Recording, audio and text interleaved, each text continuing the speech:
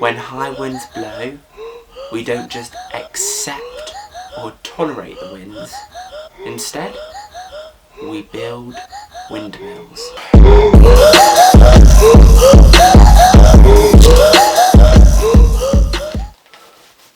Some hairs. Good morning, good afternoon, good evening. Welcome back to Manifestation Mondays. I'm so excited for you guys to be here and watch this video. Today we are talking about how to live more presently, how we just reduce anxiety in our lives and stop worrying so much. A big part that comes into this is the ego. Your ego is constantly thinking about the future and the past. Your ego likes time, something called psychological time.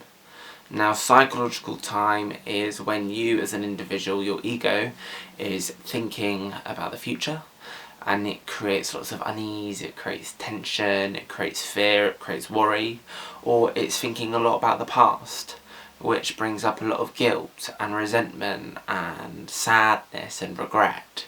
We are either focusing so much on the future and what will happen and what will come, and on the second hand, we're also thinking and dwelling on the past. Why did I do this? Why did I do that?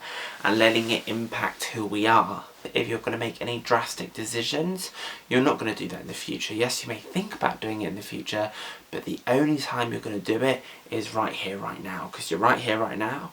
And in the future, when you decide to do that, you'll be right now in the present time, and that thought about doing it in the future becomes the past.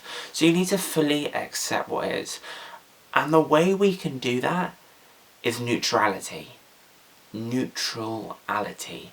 Stepping out of your mind and becoming aware of what you are doing from a neutral perspective. You need to take control of your mind. Your ego, it likes to tell you otherwise. If you step outside of your ego and you increase that mental mind gap of awareness where you are allowed to watch yourself and you are allowed to think before you speak, essentially it's thinking before you're speaking, you are able to manipulate your mind and decide with action what it is you're going to say, what it is you're going to do, and what your intention is in this world. There are two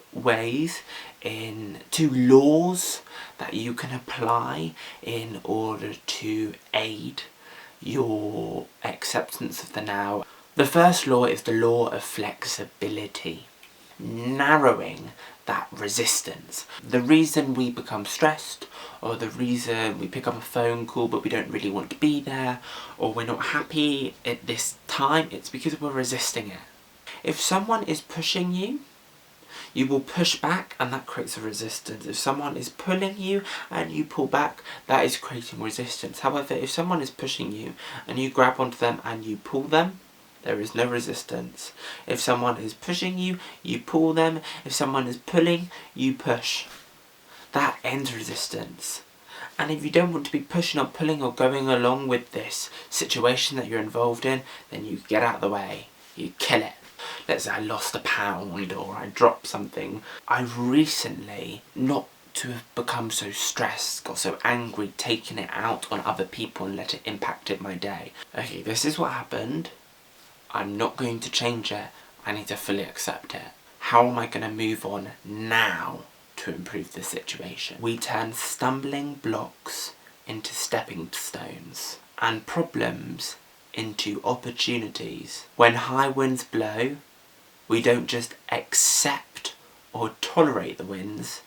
Instead, we build windmills. We respond to it instead of resist to it. We need to remind ourselves to expand our vision beyond ourselves to see the bigger picture, so that we can better appreciate every circumstance that comes in front of us, positive or negative.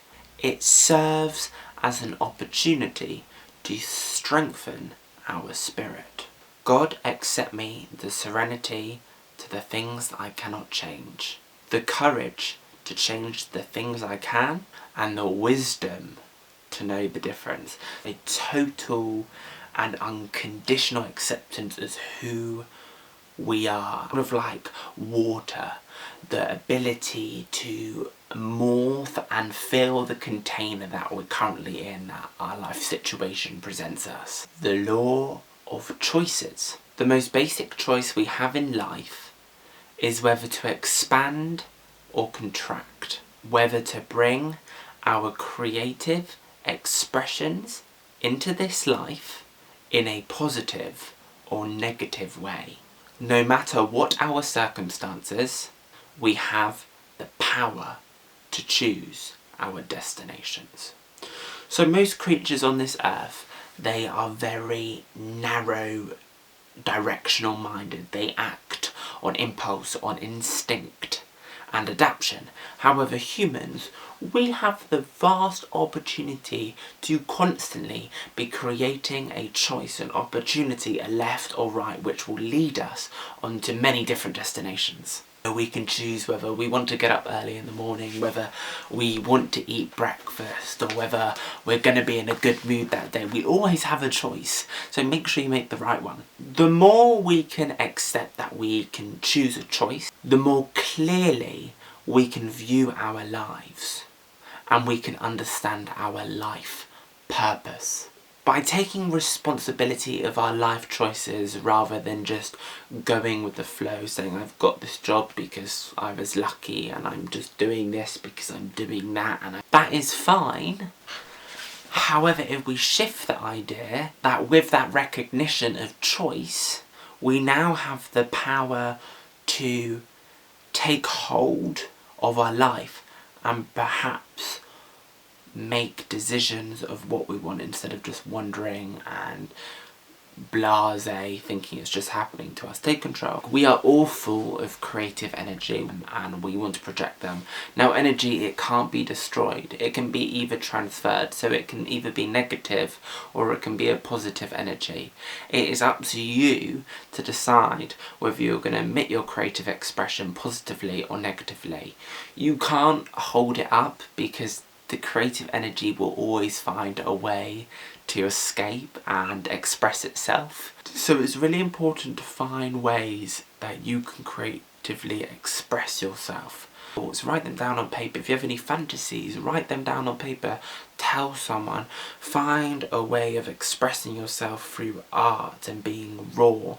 Guys, I've rambled on again. I'm always rambling on. I hope some of that made sense. For the idea to accept ourselves fully. Take a deep breath in and slowly